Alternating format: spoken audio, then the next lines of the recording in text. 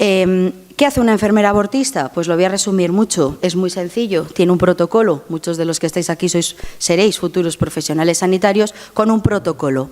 ¿Qué es un protocolo? Son unas cinchas que nos atan a obedecer y a responder bajo ese protocolo, que es común para todo ese tipo de profesional.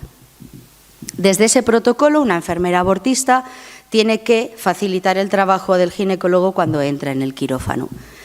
¿Qué ocurre en esos quirófanos? Porque una cosa es estar estudiando enfermería o incluso medicina y otra cosa luego es ir a la práctica real de un quirófano abortista. Una cosa es jugar con embriones y otra cosa es descender a los quirófanos donde se asesinan no nacidos. Digo la palabra asesinato porque de la interrupción voluntaria del embarazo solo una es certera e indiscutible: embarazo. Ni es una interrupción, ni es voluntaria. El aborto va de dinero, no del amor a las mujeres. El aborto no va de justicia, el aborto no va de derecho, el aborto ni siquiera va de libertades. El aborto va de sufrimiento, el aborto va de asesinato, el aborto va de esclavitud. Nunca jamás las mujeres han estado tan esclavas, tan sometidas y tan poseídas como en estos tiempos. Pero nunca antes han vivido en la falacia de creerse más libres que nunca. Por eso cuando uno se siente libre, no lucha por recuperar la verdadera libertad, porque ya se cree libre. En esos quirófanos, como os digo, como enfermera abortista, tendré que tener todo preparado para lo que va a suceder, que es la ejecución de un asesinato. ¿Por qué un abogado os dirá que se puede decir que es un asesinato y no un homicidio? Pues porque el inocente no tiene forma de defenderse. Es vulnerable al ataque que se produce desde el exterior vía vaginal, al interior del útero de la mujer que se ha tumbado en aquella camilla. No valen alegaciones de que es libre, no es verdad, porque va privada de dos sentidos fundamentales, que os invito a que hagáis la prueba, para que todo lo experimentéis en vosotros. Taparos un día los ojos con vendas y taparos también los oídos e intentar moveros en un espacio de miedo, de terror, de pánico, porque ha venido una vida a mi interior no deseada, no esperada, no buscada. Pánico a los padres, pánico al mundo, vergüenza. Decía el santo cura de Ars que el demonio quitaba la vergüenza para pecar, pero luego nos la ponía. Vergüenza, porque se ve el fruto del acto. Así que, bajo todo eso, contemplar y decir que la mujer es libre es la gran mentira. Hoy me ha encantado unas palabras que os voy a mostrar. Lenin dijo: castigar al cuerpo y mentir al alma. Castigar al cuerpo y mentir al alma. El aborto es un castigo al cuerpo de la mujer, pasando por el asesinato del no nacido, mintiendo al alma. Esos son nuestros gobiernos. Como os he dicho, más de 35 millones de euros para el aborto, menos de 3 millones de euros para las ayudas sociales, para ofrecer la verdad a la mujer embarazada en muchos ámbitos y aspectos que la acompañarán, consolarán, ayudarán y la acompañarán sobre todo hasta llegar a término, para que de verdad y libre decida con ese hijo nacido, con esa donación de vida, con ese decidir no castigar su cuerpo por medio del asesinato de su hijo, que libremente en ese momento decida, como decía Madre Teresa de Calcuta, darlo en adopción, tenerlo contigo. Ese es el camino verdadero. ¿Por qué no están dispuestos a invertir en él? Porque eso no les reporta dinero. Os voy a volver a repetir que el aborto va de mucho dinero. Sois profesionales sanitarios, futuros trabajadores de la sanidad. Os invito a que veáis también vídeos del doctor Nathanson, que no se estudia en las universidades.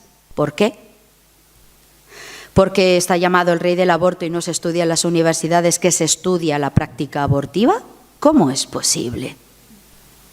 Pues porque se convirtió y contó la verdad. Por eso, como veis, estamos en los tiempos en los que se silencia, se secuestra la verdad. Por eso nosotros estamos llamados a liberar la verdad. ¿Cómo? Pues proclamando la verdad. Por eso os diré, para proclamar y liberar más la verdad, que lo que ocurre en esos quirófanos, en el que yo dejé de ser una enfermera para convertirme en una sádica, y en el que el médico dejó de ser médico para convertirse en un carnicero, en esos quirófanos abortistas se despedazan cuerpos de no nacidos, inocentes. Tienen un nombre, se llaman hijos de cada mujer que está ahí tumbada.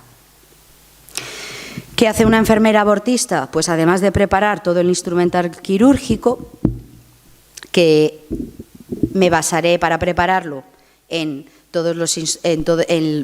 las historias clínicas que se recogen para verificar número de semanas de gestación y si es el primer aborto o ha tenido más, y practicarlo.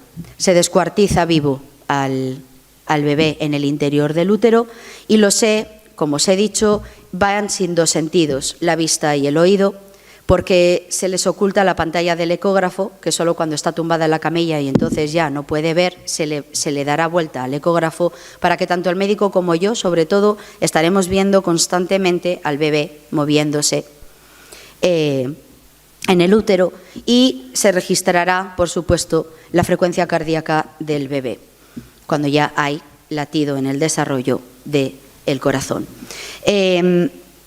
Así que ciega, porque no verá esto cuando toma la decisión de abortar, ciega, porque lo importante es que no escuche el latido cardíaco ni tampoco vea la pantalla del ecógrafo. Si os preguntáis por qué, os diré porque se ha comprobado científicamente que el 80% de las mujeres a las que se les da esas dos oportunidades o incluso solo escuchar el latido cardíaco de su hijo, renuncian a asesinarlo.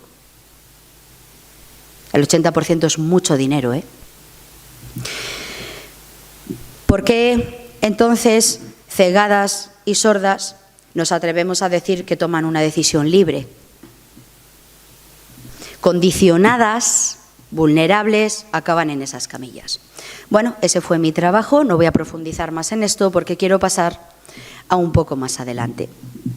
Camino por la vida y tengo un gran éxito, en todos los sentidos que os podéis imaginar.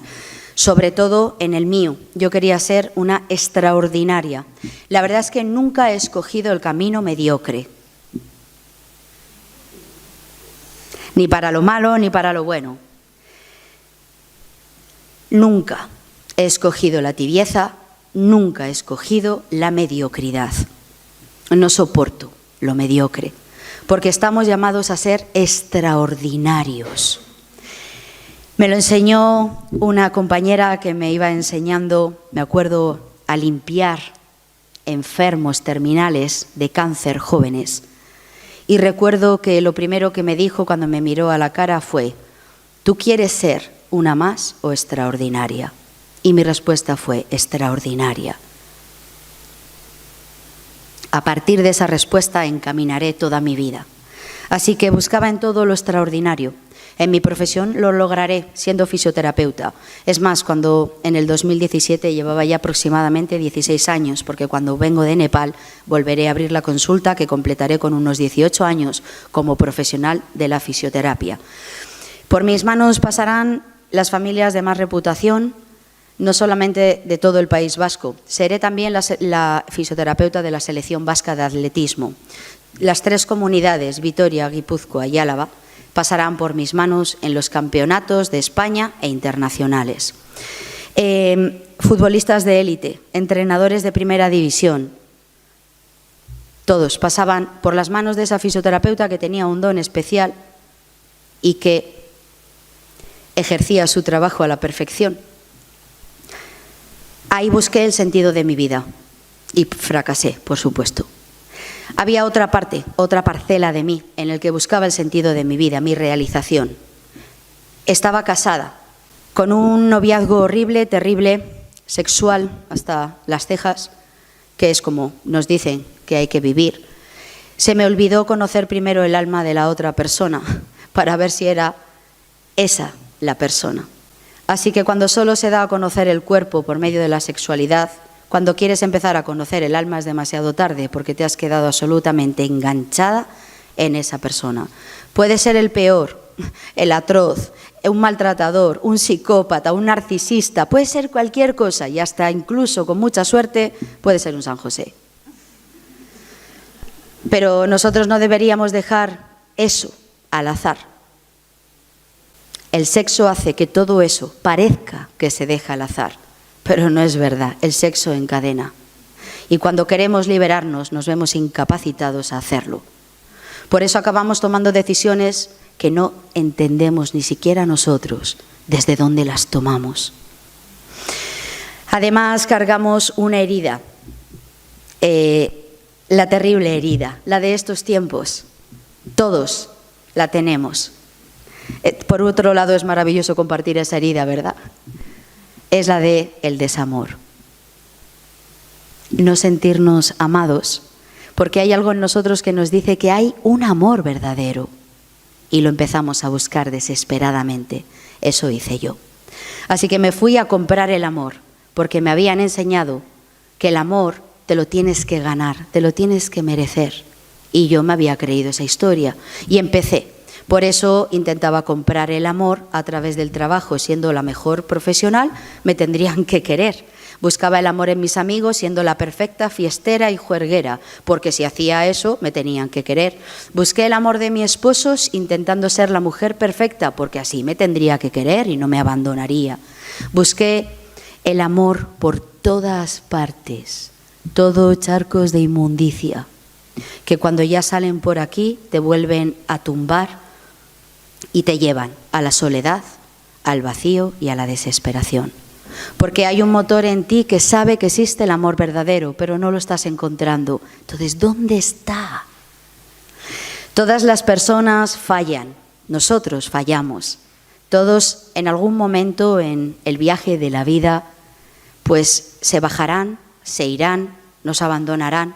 Nosotros incluso, consciente o inconscientemente, abandonaremos, nos alejaremos, nos marcharemos. Por eso, cuando ponemos nuestra esperanza en ellos, como yo la puse, en encontrar sentido a mi vida, en un esposo, en un hombre, en un falso amor, también fracasé. Así que el 11 de enero del 2017, después de una carrera frenética, y no eran las de las montañas, donde también puse la otra dosis, para intentar mostrar que quizás merecía la pena que alguien me amara, aunque fuera por medallas, por podiums, por títulos, porque subía a podiums. Carreras de más de 120 kilómetros, sí, no es broma. Y preparándome en el 2016 el calendario más exigente y logrado carreras cada vez más difíciles técnicamente, más complicadas por longitud, por altitud. Todo sufrimiento, como la adicción que tenía al deporte, porque yo me hice adicta al deporte para silenciar y acallar el dolor interior que llevaba, el vacío de la ausencia de no sentirme amada y además de no saber por qué me sentía incapacitada para amar. Ese es el signo más grave del aborto. Puede haber signos físicos, están en los libros, los podéis leer, pero para mí el signo que yo misma he experimentado y el que tantas mujeres que han abortado a lo largo del mundo, donde he estado en muchas partes del mundo, da igual la raza, el color de piel, la cultura, la educación, el nivel social, económico, siempre es la misma respuesta: incapacidad para dejarme amar e incapacidad para amar. Así que empiezan las autolesiones. La forma que tenía de castigar mi cuerpo, porque había comprado las mentiras del alma, era corriendo. Y os aseguro que se sufre físicamente mucho corriendo carreras de montaña de 140, 160 kilómetros en soledad. Era lo único que me aliviaba el dolor interno. Era lo único que me hacía sentir que estaba un poco menos sola. Era lo único que me devolvía cuando cruzaba la meta y me subían a un podium, que me devolvía aparentemente la dignidad. Todo digo que es aparente, porque cuando pasa una semana, toda esa burbuja ¡bum!, ha vuelto a caer. Vuelves a estar igual o más vacía, igual o más sola e igual o más perdida. Así que hay que añadir kilómetros, dificultad, más y más. Anorexias y bulimias, autolesiones, crisis de ansiedad convulsivas. Yo recuerdo que muchos años después de haber trabajado en el aborto, donde llegué incluso a olvidar lo que había hecho, porque tiré toneladas de tierra y oculté en lo más profundo de las cavernas interiores ese pasado, donde habitan demonios y monstruos, donde no estamos capacitados para bajar a ellas solos y regresar sanos y salvos.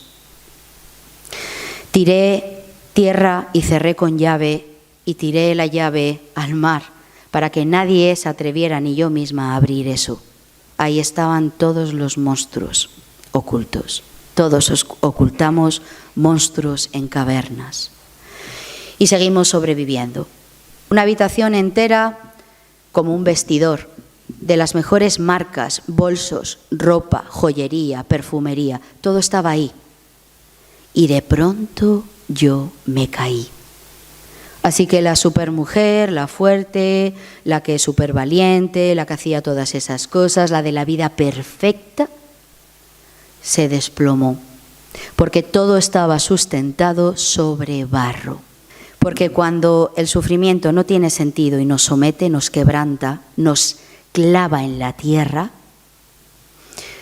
es el momento perfecto para que esa voz, que es un demonio, venga a decirnos esto.